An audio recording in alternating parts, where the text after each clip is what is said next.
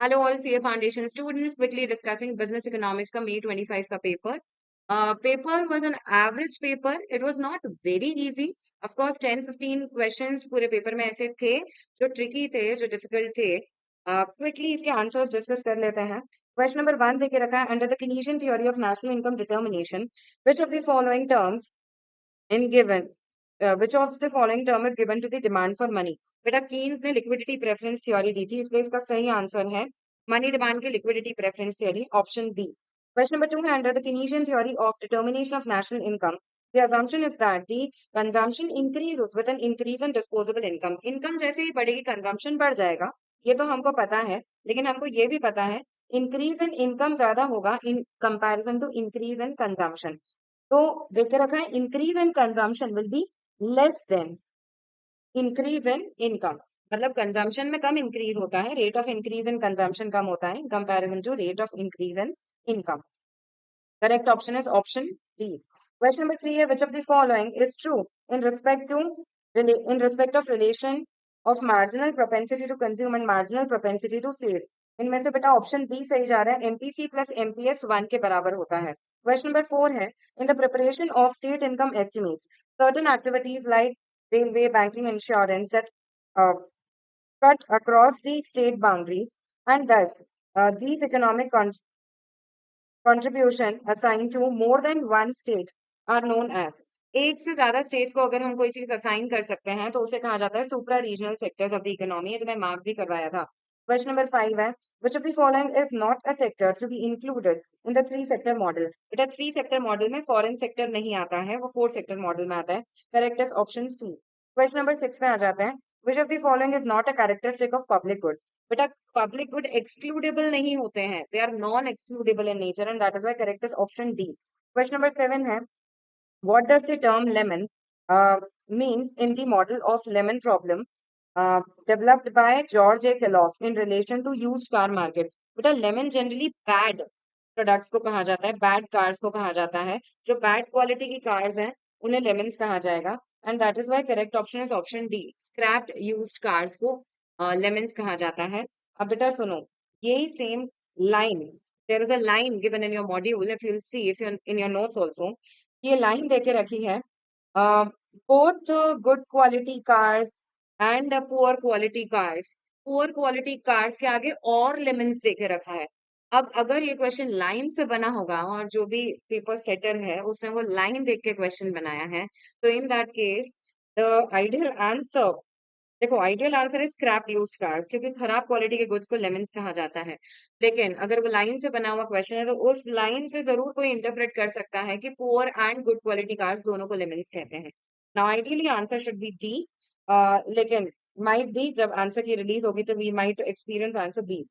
Question number 8 पे आ जाते हैं, which of the following is one of the key function of fiscal policy and aims to eliminate the macro economic fluctuations arising from sub optimal allocation of resources. Again a very very good question, you know ये line से बना हुआ question है। फिर से stabilization function में ये line देके रखी हुई है कि अगर आपने पुअरली एलोकेट किए हैं रिसोर्सेज को तो फिर आपको कौन सा फंक्शन हेल्प कर सकता है, दैट इज स्टेबलाइजेशन फंक्शन।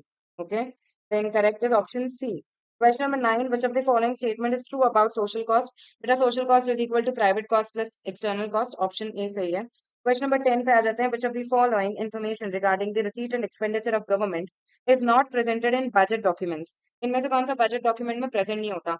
अब बेटा again a very good question, क्योंकि ये दोनों ही आंसर्स थोड़े कंफ्यूजिंग है। दोनों ही ऑप्शंस में देखो, देखो करंट ईयर का और एनस्यूइंग ईयर का। करंट ईयर मतलब जो ईयर अब खत्म होने वाला है, और कमिंग ईयर के तो एस्टिमेट्स देता ही है बजट, लेकिन एनस्यूइंग मतलब कमिंग ईयर के रिवाइज्ड एस्टिमेट्स नहीं दिए हुए हैं। तुम्हारा मॉड्यूल दे रहा है करंट ईयर के रिवाइज्ड एस्टिमेट्स देता है और एक्चुअल एक्सपेंडिचर एंड इनकम देता है of the year preceding the current year. Preceding current year जो ईयर रहता है उसके एक्चुअल एस्टिमेट्स देता है। तो बेटा इसके हिसाब से तो सी और डी दोनों ही आंसर आंसर की में दिख सकते हैं, लेकिन for me I am going with option D right now, that is actual expenditure of the current year. It should B actual expenditure. अभी तो फेब्रुवरी और मार्च खत्म होना बचा है, तो एक्चुअल एक्सपेंडिचर तो अब पता लगने बचे हैं and that is why for me right now the answer is option D. Question number 11, which of the following is a nodal department for receiving sorry, overseeing the public financial management system. बेटा directly line देके रखी है, मैंने भी underline करवाई थी। Department of expenditure होता है मिनिस्ट्री ऑफ फाइनेंस का। That is correct is option C. Question number 12 है, the statutory disclaimer that mutual fund investment are subject to market risk. ये डिस्क्लेमर क्या से क्या अचीव करना चाहती है government? Government wants to correct information failure. Okay, inadequate information जब होती है तो गवर्नमेंट इंटरवीन करती है। That is why correct is option C. Article 112 of Indian constitution क्या प्रमोट करता है? एनुअल फाइनेंशियल स्टेटमेंट्स प्रिपेयर करना। ऑप्शन बी सही है। बजट टर्म यूज नहीं हुआ है। ओके, ये मैंने पहले भी बता दिया। Question 14, which of the sorry what is the term what is the term y represent in the expression md is equal to kpy? md is equal to kpy Cambridge equation में y मतलब real national income है।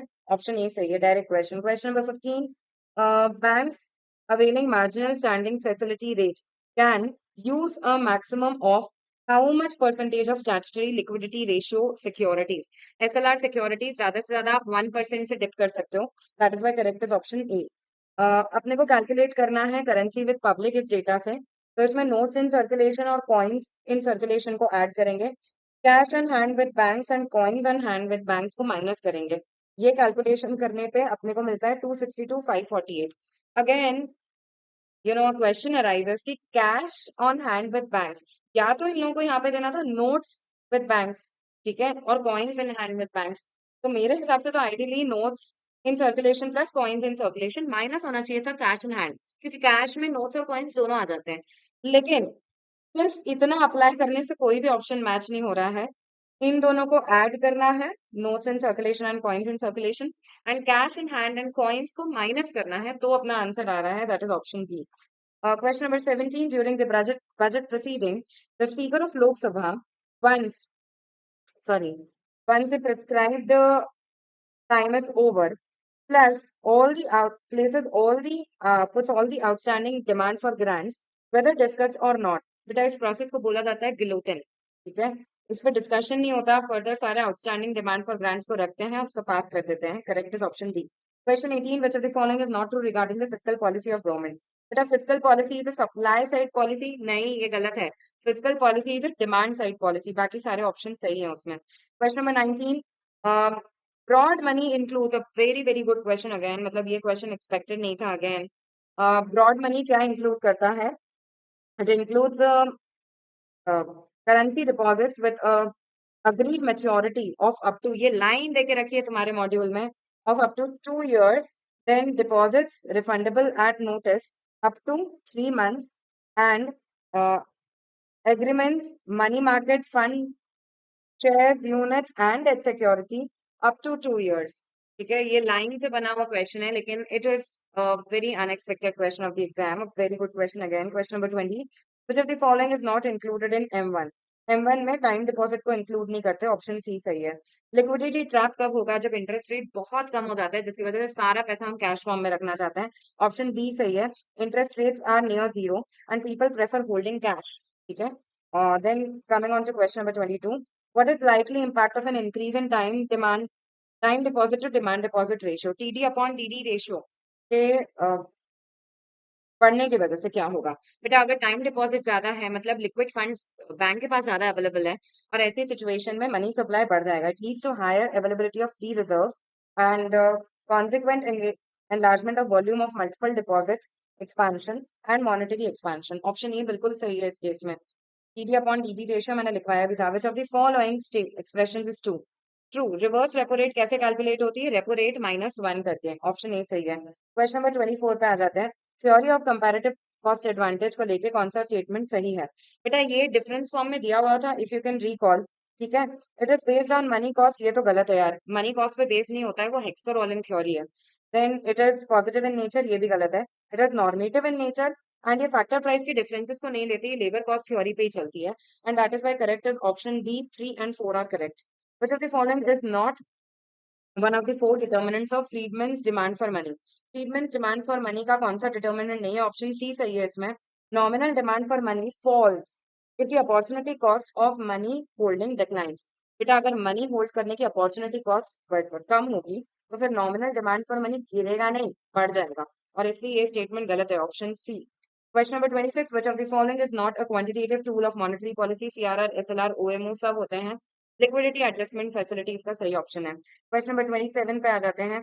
A tariff that is so um, set too high so that no imports can enter. बेटा इसे prohibited tariff बोला जाता है. Correct is option A. Question number 28 पे आ जाते हैं. Which of the those countries is a part of USMCA. USMCA मतलब United States, Mexico and Canada. ये मैंने तुम्हें स्पेशली बताया था and that is why correct is option A, Mexico इसका पार्ट है. Question number 29, which one of these is the main reason why GATT, main reason पूछा है कि क्यों गैट इनइफेक्टिव हो गया था, इसका रेलेवेंस खत्म हो गया था. ठीक है, इसका रेलेवेंस क्यों खत्म हो गया था? क्योंकि ये international structure, inadequacies in international structure and dispute settlement system. इसमें सबसे बड़ा प्रॉब्लम तो ये इंटरनेशनल स्ट्रक्चर, ग्रोइंग ट्रांजैक्शंस को हैंडल नहीं कर पा रहा था और inadequacy in dispute settlement system. Question number 30 पे आ जाते हैं. The value of the product or service is embedded in the number of using. अच्छा, जैसे ही किसी भी प्रोडक्ट की वैल्यू और सर्विस बढ़ती है with the number of users using it, जितना ज्यादा उसको यूज करेंगे तो उसका वैल्यूएशन बढ़ता जाएगा, उसका वैल्यू बढ़ता जाएगा, ज्यादा लोग उसे यूज करेंगे, उसे कहा जाएगा bandwagon effect. Option B सही है. Question number 31, what is the ad valorem tariff? बेटा एड वैलोरम टेरिफ वो होता है जो लगता है as a percentage, as a fixed percentage of the value, value पे जो लगाया जाता है. तो ऑप्शन सी सही है. The duty levied as a fixed percentage of the value of the product या commodity. ठीक है, क्वेश्चन नंबर 32 पे आ जाता है. An investment in which one investor establishes a business activity in a foreign country which is different from investor's main business activity, but in the same way supplements its major activity. बेटा ऐसा investment जो आपकी main business activity को supplement कर रहा है उसे कहते हैं क्या? It is a vertical investment. That is why correct is option B. Question number 33, the most controversial topic Doha एजेंडे का, बेटा ये तो मैंने बताया हुआ है, that is agriculture, trade in agriculture. Option D. Match the following करना है. लॉन्ग टर्म इन्वेस्टमेंट एफडीआई होता है, स्पेकुलेटिव नेचर का एफपीआई होता है. Developing countries benefit fully from global trading system, वो है WTO. And government and central banks do not participate in market exchange. तो मार्केट एक्सचेंज रेट डिटर्मिनेशन उसे कहा जाता है free floating exchange rate. Correct option is option A in this case. A का 2, B का 1, सी का 4 एंड डी का 3. Then next question is question number 35. Which of the following best describes the pre-British Indian economy? Pre-British Indian economy self sufficient थी अपने आप में, इसलिए correct is option B. हम किसी पर dependent नहीं थे. Question number 36. The trade policy reforms include. Trade policy reforms क्या include करते हैं? Removal of licensing procedures for imports. ठीक है. Correct is option B. Question number 37. Which initiative by Niti Aayog aims to promote electric vehicles? शून्य campaign में electric vehicles को promote किया था ताकि जीरो पोल्यूशन हो. ठीक है, pollution should be zero, EQI को मेंटेन करना है. एन एप्रिसिएशन ऑफ करेंसी, किसी भी करेंसी का एप्रिसिएशन की वजह से डोमेस्टिक करेंसी स्ट्रांग हो जाएगी, वैल्यूएबल हो जाएगी अपने ऑप्शंस के हिसाब से, and therefore it can be exchange for a larger amount of foreign currency. ज्यादा फॉरेन करेंसी लेनी पड़ेगी for 1 unit of that our domestic currency. Correct option is option B. Question number 39. Which of the following are fiscal reforms? बेटा fiscal reforms better tax compliance है, reinvestment of funds in more profitable options. ये नहीं देके रखा है fiscal reforms में. Fiscal reform मतलब समझ रहे हो ना, tax related, expenditure related, government related reforms. Private sector को एंकरेज किया जा रहा था and trust on curbing government expenditure. तो ये सारे फिजिकल रिफॉर्म्स हैं. Correct is only 1, 2 and sorry 1, 3 and 4. Option D सही है. क्वेश्चन नंबर 40 पे आ जाते हैं. Which government scheme focuses on providing financial support to farmers suffering crop loss? बेटा ये है पीएम प्रधानमंत्री Fasal Bima Yojana. That is why correct is option B. Loss के तहत कोई भी इंश्योरेंस इनको प्रोवाइड करना है, that is what I told you, Fasal Bima Yojana was important. Correct is option B. Question number 41. Which which regime replaced the Foreign Investment Promotion Board? FIPB को replace किया था FIFP ने, मतलब फॉरेन इन्वेस्टमेंट फैसिलिटेशन पोर्टल, ये भी लिखा है अपन ने. इंडिया की रैंक ग्लोबल इनोवेशन इंडेक्स में है 40. Correct option is option B. Question number 43. Which policy replace the merchandise exports from India scheme in 2021? वो है option D, that is RODTEP मतलब remission of duties and taxes for export promotion. Then question number 44 है the early liberalization and reform started in India in 1980s में early liberalization era start हो गया था. Option A सही है. Which percentage of India's population depends on agriculture for livelihood? बेटा correct is option C 47% directly given in module. Command economy socialist economy का दूसरा नाम है. Option B. Which of the following is a merit of capitalist economy? Is not a merit of capitalist economy. Sorry, इनमें से कौन सा merit नहीं है? Collective ownership of resources socialist economy का पार्ट है और इसलिए सही ऑप्शन है option B. An economy exist in which of the following two facts?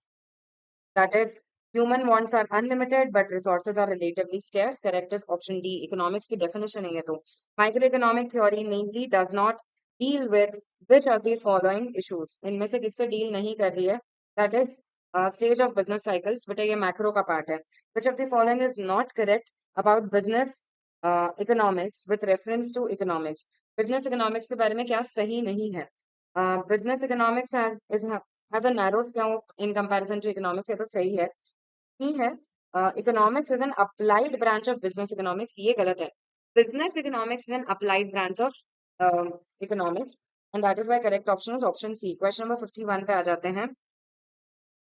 N expectation that price will fall in future will lead to. अगर price future में कम होने वाली है तो करंट डिमांड को क्या होगा?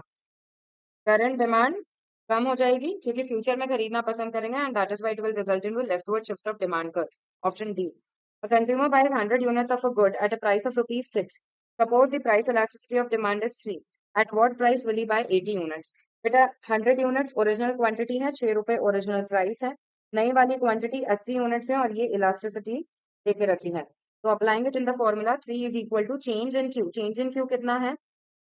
-3 is equal to change in Q मतलब 80 माइनस 100. न्यू माइनस ओल्ड करते हैं मतलब -20 अपॉन चेंज इन पी हमको निकालना है. इनटू ओरिजिनल प्राइस 6 है अपॉन ओरिजिनल क्वांटिटी 100 है. I have given the calculation here. Okay, when I solve it I get 0.4 plus 0.4. ये माइनस और माइनस पहले ही कैंसिल हो गया है. ठीक है, and that is why correct answer would be 6.4. That is option C. Question number 53. If total revenue of goods increases, TR बढ़ रहा है with an increase in price. Price बढ़ने से टीआर भी बढ़ रहा है. तो फिर ऐसी सिचुएशन में demand for goods will be price बढ़ने पे टोटल एक्सपेंडिचर बढ़ रहा है. टोटल एक्सपेंडिचर मेथड का पार्ट है ये. ठीक है, किसी का टोटल एक्सपेंडिचर दूसरे का टोटल रेवेन्यू हो जाता है तो फिर डिमांड होगी inelastic. That is option C. Question number 54. Which of the following statement is not true while determining price elasticity of demand? Option B सही है. Greater the proportion of income spent on the commodity generally lesser will be the elasticity of demand. बेटा किसी commodity पे आप अपनी income का बड़ा हिस्सा खर्च कर रहे हो. अपने एग्जांपल लिया था, लैपटॉप प्लान किया हुआ है, तो ऐसी सिचुएशन में इलास्टिसिटी ऑफ डिमांड इलास्टिक होगी. कम प्राइस वाले गुड्स पे या फिर कम प्रपोर्शन जिस पे खर्चा किया जा रहा है, जैसे मैच स्टिक, उस पे इनइलास्टिक डिमांड होती है. ऑप्शन बी सही है इस केस में. Question number 55. Commodities for which the quantity demanded rises only up to a certain level of income and decreases with an increase in income beyond this level, उसे क्या कहते हैं? बेटा इंफीरियर गुड्स के केस में एक हद तक ही डिमांड बढ़ सकती है और उसके बाद एक इनकम लेवल आप अचीव कर लो तो फिर इनकी डिमांड कम होने लग जाती है. यानी कि इनकम के साथ उल्टा रिलेशन है इंफीरियर गुड्स का. ऑप्शन बी सही है. Question 56. Highly price goods are consumed by status seeking rich people. तो ये है वेबलन इफेक्ट. ऑप्शन डी सही है. क्वेश्चन 57 है due to an increase in price of goods from 100 to 110. Change कितना है? 10 का चेंज आया है प्राइस में. क्वांटिटी सप्लाइड 150 to 200 हो गई तो चेंज आया है 50 का. अपने को कैलकुलेट करना है elasticity of supply using arc elasticity method. Change in Q मतलब 50 upon change in P 10 into P1 plus P2 मतलब 210 अपॉन Q1 प्लस Q2 मतलब 350. इसको सॉल्व करने पे आंसर आ रहा है option E, that is 3. Question number 58. The rate at which the consumer is prepared to exchange good X and Y, holding the level of satisfaction constant. अगर satisfaction level same रख रहे हैं मतलब इंडिफरेंस कर्व के case में satisfaction same रहता है. कितना यूनिट्स आप X के देने चाहते हो फॉर Y यूनिट, तो that is MRS, marginal rate of substitution. Option B direct question था. Question number 59. The form of capital which perform its function in production in a single use में आती है तो वो है circulating capital. That is option B. Then question number 60. Survival growth और expansion कौन से फंक्शन है? बेटा ये ऑर्गेनिक फंक्शन होता है. ऑप्शन ए सही है. Question 61, which two goods are complementary? Complement when two goods are complementary, तो क्रॉस इलास्टिसिटी कैसी होगी उनके बीच में? करेक्ट इज नेगेटिव इलास्टिसिटी होती है. Question number 62, when total utility is increasing at decreasing rate, तो इसका ये मतलब है मार्जिनल यूटिलिटी गिर तो रही है लेकिन पॉजिटिव है.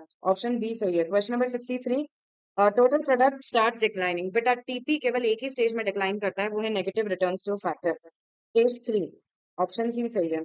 Question number 64, returns to scale क्या होता है? रिटर्न्स टू स्केल मतलब जब सारे इनपुट सेम प्रोपोर्शन में चेंज किए जाते हैं तो increase output.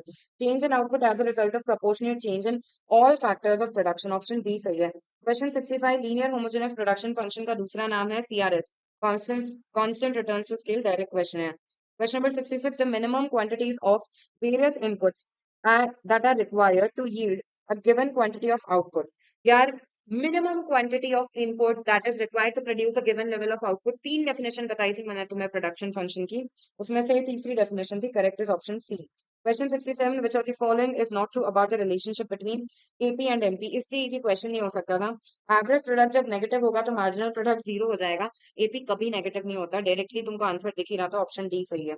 Question 68, budget line or budget constraint line, which shows the various alternative combinations of two factors which the firm can buy with a given outlay. यार, एक firm जब कुछ specific resources के साथ दो फैक्टर्स के अलग अलग कॉम्बिनेशंस खरीद सकती है, उसको बोला जाता है isocost line. Option C सही है. देन क्वेश्चन नंबर 69, तुमको ये टेबल से गेस करना था. बेटा देखो, इसमें टीएफसी 200 हो जाएगा सारे लेवल्स पे, क्योंकि जीरो लेवल पे टीसी 200 है. और उसके बाद मैंने मार्जिनल कॉस्ट निकाल के रखा हुआ है. कैसे निकालेंगे? TCN minus TCN minus 1. Zero level पे blank होता है marginal cost. तो 310 minus 200 gives you 110. 410 minus 310 gives you 100. 3 minus 2 gives you 90. And 4 minus 3 gives you 104.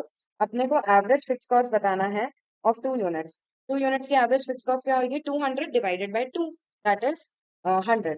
And फिर डिमिनिशिंग मार्जिनल रिटर्न्स कब से स्टार्ट हो रहा है? डिमिनिशिंग मार्जिनल रिटर्न्स यानी कि एमपी बढ़ रहा है तो मार्जिनल कॉस्ट बढ़ रही होगी. मार्जिनल कॉस्ट कहाँ से बढ़ना शुरू हो गई है? देखो, 110 190 यहाँ तक तो गिर रही है. थर्ड और फोर्थ यूनिट के बीच में 104 है ये marginal cost. That is why correct option is option C, between 3 and 4 units. Question 71, a firm should not produce at all. कब प्रोड्यूस नहीं करना चाहिए? शटडाउन पॉइंट पे, जहां पे आप अपनी टोटल वेरिएबल कॉस्ट भी कवर नहीं कर पा रहे हो. Correct is option C. Question 72 है, मार्जिनल रेवेन्यू निकालना है. AR 45 है और इलास्टिसिटी 3 है. फॉर्मूला यूज होगा AR into E minus one upon ई. तो 45 into 3 minus 1 by 3, that gives you 30 as the answer. Option C सही है. 73, which of the following is not a feature of perfect competition market? बेटा, perfect competition market में inelastic demand नहीं होती, perfectly elastic demand होती है, infinite होती है. Correct is option C. Question number 74, what will happen to the equilibrium price and equilibrium quantity when demand increases and supply decreases? बेटा, demand जब बढ़ेगी तो प्राइस बढ़ जाएगी और सप्लाई डिक्रीज होने पे भी प्राइस बढ़ जाएगी. तो एक चीज तो पक्की है, equilibrium price rises, but equilibrium quantity में क्या चेंज होगा उसके बारे में हम नहीं बता सकते हैं. करेक्ट इज ऑप्शन ए, क्योंकि वो डिपेंड करेगा डिमांड और सप्लाई के रेशियो ऑफ चेंज पे. Question number 75, suppose a sole proprietorship is earning a total revenue. Total revenue 1,20,000 देके रखा है. टोटल एक्सप्लिसिट कॉस्ट 95,000 देके रखी है. और अगर वो ओनर कहीं और काम कर लेता है तो वो कितना सैलरी अर्न कर लेता है? 30,000. तो ये तुम्हें इम्प्लिसिट कॉस्ट देके रखी है. टोटल रेवेन्यू में से टोटल कॉस्ट हटाई जाती है, मतलब explicit cost plus implicit cost. यानी 1,20,000 माइनस 95,000 माइनस 30,000. तो 5,000 का इकोनॉमिक लॉस आ रहा है. Correct option is option A. Question number 76, which type of market allows productive resources to producers and helps ensure that these resources are used efficiently. कौन सा market होगा जिसमें resources allocate किए जाएंगे टू प्रोड्यूसर्स? बेटा, इस केस में it's a different kind of question. Again the correct answer should be factor market. That is option B. Question number 77, the firm will be maximising profits, जहां पे MRMC बराबर होंगे. That is option B is correct. Then in this question also तुमको quantity देके रखी है, total cost देके रखी है. TFC जीरो लेवल पे जितना टोटल कॉस्ट है उसके बराबर हो जाएगा, मतलब 100. और फिर मैंने TVC कैलकुलेट कर लिया है. TVC कैसे निकलता है? TFC को माइनस कर देंगे टोटल कॉस्ट में से. तो zero, then 120, 220 minus 100, 120, 320 minus 220, that is, sorry, 320 minus 100, that is 220, 410 minus 100, that is 310, and so on. अब अपने को पूछा है एवरेज वेरिएबल कॉस्ट 20 यूनिट्स की कितनी है. एवरेज वेरिएबल कॉस्ट कैसे निकलती है? TVC अपॉन में Q. दैट इज 20 यूनिट्स पे TVC है 220, 220 divided by 20 will give us 11. Option C सही है। देन 10 और 20 यूनिट्स के बीच में मार्जिनल कॉस्ट कितनी है? मार्जिनल कॉस्ट कैसे निकलेगी? Change in TVC upon change in Q. तो चेंज इन टीवीसी कितना है 10 और 20 यूनिट्स के बीच में? 220 माइनस 120 मतलब 100 का चेंज है, divided by change in Q. Change in quantity कितना है? 20 माइनस 10 दैट इज 10। तो correct answer would be 10 rupees. Correct is option A. Then under second degree price discrimination बेटा क्वांटिटी सोल्ड वॉल्यूम के basis पे होता है ये, और इसीलिए correct option is option D. Then which of the following is not a feature of monopoly market? Monopoly में single buyer नहीं होता है, मोनोसोनी में सिंगल बायर होता है, सिंगल सेलर होता है मोनोपोली में। ऑप्शन ए सही है। Which of the following is not a condition for price determination, sorry discrimination? Option D बिल्कुल सही है। It should be possible for buyers of low price market to resell the goods in high price market. ये सही नहीं है। It should not be possible for the buyer कि low price market का buyer high price market में sell कर दे। Option D इसलिए सही ऑप्शन है, वहां पे नॉट आना चाहिए था। Question 83 oligopoly market in which new firms come to a common understanding with each other in fixing price और आउटपुट। बेटा इसे कहा जाता है कोल्यूसिव ओलिगोपोली। ऑप्शन बी सही है। डायरेक्ट क्वेश्चन है। Question 84 during the upswing phase of business cycle involuntary unemployment close to zero हो जाता है, and that is why correct is option B. Then question 85 the level upswing phase मतलब expansion phase को कहा गया है। Okay इसमें involuntary unemployment close to zero होता है। Okay 85 the level of national income and expenditure declines rapidly. बेटा trough और डिप्रेशन में ये लाइन देके रखी है, फटाफट से क्विकली डिक्लाइन होता है ट्रफ और डिप्रेशन के फेज में। Correct option is option D. Down swing और ट्रफ और डिप्रेशन में से हम डी को चूज करेंगे। Question 86 in all kinds of businesses different phases of business cycle generally occur. बेटा ये फिक्स टाइम पे नहीं होती हैं बट आर रेगुलर। अब मेरे को तो इस लाइन से भी प्रॉब्लम है क्योंकि मॉड्यूल में लाइन देकर रखी है they are periodical in nature but they are not regular in nature.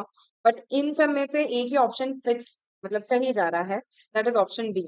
ठीक है again it should be they are not regular in nature but they are periodic in nature, fix interval पे नहीं होती है। Okay option B सही है। 87 king demand curve hypothesis किसने दिया है यार? सीजी ने दिया है। ऑप्शन ए सही है। Question number 88 assume that when the price is rupees 30 मतलब एआर देके रखा है तब क्वांटिटी कितनी है 19। तो 30 की प्राइस पे 19 का क्वांटिटी है तो टोटल रेवेन्यू हो गया 570 19 इंटू 30। और जब क्वांटिटी हो गई है प्राइस हो गई है 28 मतलब एआर 28 है तो नई क्वांटिटी हो गई है 20। तो 20 इंटू 28 गिव्स अस 560। अपने को तो एमआर निकालना है। टीआरएन माइनस टीआरएन माइनस 1 मतलब 19 से 20 यूनिट्स पे जाने पे टीआर और कम हो गया है तो it will be 560 minus 570 minus 10। Option B सही है। Then question number 89 which of the following organisation is responsible for compilation of national accounts? National income के अकाउंट्स को कंपाइल करने के लिए सीएसओ रिस्पांसिबल है। ऑप्शन ए सही है। ठीक है ministry of statistics and programme implementation के अंदर आता है सीएसओ सेंट्रल स्टैटिस्टिकल ऑर्गेनाइजेशन। ठीक है और सीएसओ के अंदर आता है national accounts department, and that is why correct is option A. Question 90 which of the following is not a significance and usefulness of national income estimates? Option D सही है। बेटा ये पॉपुलेशन ग्रोथ को calculate करने में काम नहीं आएगा, ये इजी था मतलब वेरी इजी क्वेश्चन। फिर this is the good one यार, an indicator which gives information about the rate of change of expansion और कंट्रैक्शन ऑफ द इकोनॉमी। अब बेटा यहाँ पे correct option is option C. जिस स्पीड पे इकोनॉमी चेंज हो रही है उसी के साइमल्टेनियस चेंज में अगर किसी इंडिकेटर को बोला जाएगा तो वो कोइंसिडेंटल इंडिकेटर है। ये लाइन भी देके रखी है मॉड्यूल में, again a question made from a line of module. Option D. Question number 92 कोई वॉर चल रहा है कंट्री और कंट्री बी के बीच में, मतलब यार वॉर की सिचुएशन तो एक्सटर्नल कॉज है बिजनेस साइकिल का, and that is why correct is option B. Direct question था ये भी। 93 में देखे रखा है GDP at FC is calculated by which of the following formula? GDP at FC is equal to GDP at MP minus NIT. NIT मतलब indirect taxes और subsidies. NIT का फॉर्मूला है इनडायरेक्ट टैक्सेस माइनस सब्सिडीज, तो minus NIT में minus indirect tax plus subsidy हो जाएगा। Correct is option C. Then इसमें तुमको इन्फ्लेशन निकालना तो बहुत ही इजी क्वेश्चन है जीडीपी डिफ्लेटर के थ्रू। जीडीपी डिफ्लेटर भी तुम्हें डायरेक्टली दे दिया है, थर्ड ईयर का निकालना है। तो कैसे निकलता है GDP deflator of year 2 minus year 1 upon year 1 into 100 मतलब 144 minus 125 divided by 125 into 100। Correct would be 15.2%। Which of the following defines the gross national product of a country in the context of national income? GNP मतलब क्या? मतलब total market value of goods and services produced in an economy plus plus क्या होगा इसमें, net factor income from abroad.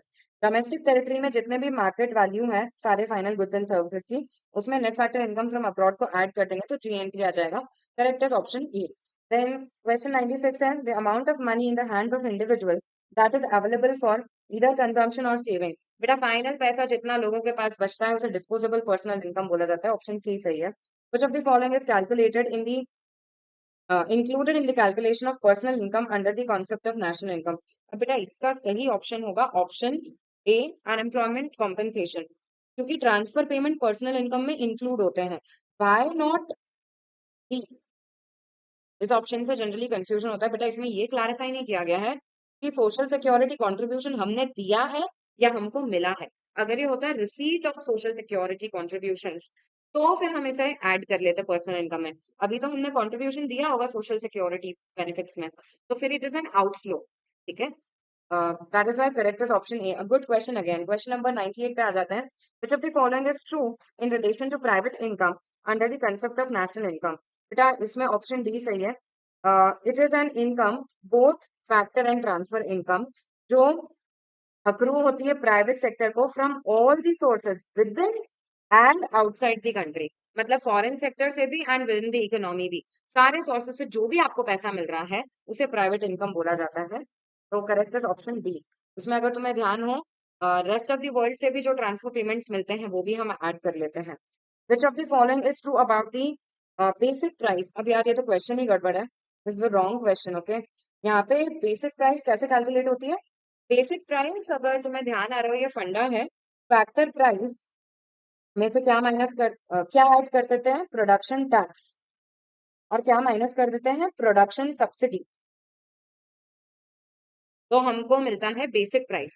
ठीक है, और उसके बाद इससे फर्दर मार्केट प्राइस कैलकुलेट होती है। तो बेटा यहाँ पे है ना दोनों को प्लस साइन के साथ लगा दिया है। अब होपफुली इसमें इंस्टीट्यूट को सारे ही आंसर्स कंसिडर करने पड़ेंगे क्योंकि ये क्वेश्चन की गलती हो गई है। Question number 100, ideally answer D सही होना चाहिए था अगर ये साइन माइनस होता तो। ठीक है, question number 100, which of the following is an indicator of standard of living of a country under the concept of national income.